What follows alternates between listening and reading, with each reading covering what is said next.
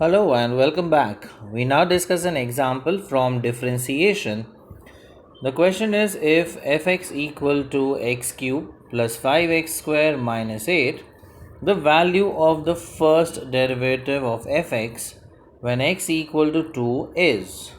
So we have been given the function fx equal to x cube plus 5x square minus 8, and we have to obtain its derivative value at x equal to 2. So if we differentiate with respect to x, we obtain the derivative as, that is f prime x as, now derivative of x cube is 3 times x square plus 5 times derivative of x square is 2x minus derivative of 8, which is a constant term. So derivative of a constant term is 0.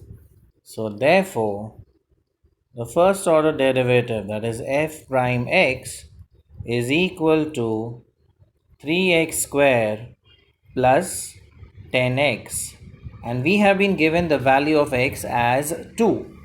So we say at x equal to 2, f prime 2 will be equal to 3 times 2 square plus 10 times 2. So that is 3 times 4, which is 12, plus 10 times 2, that is 20. So the total is 32, which is option A.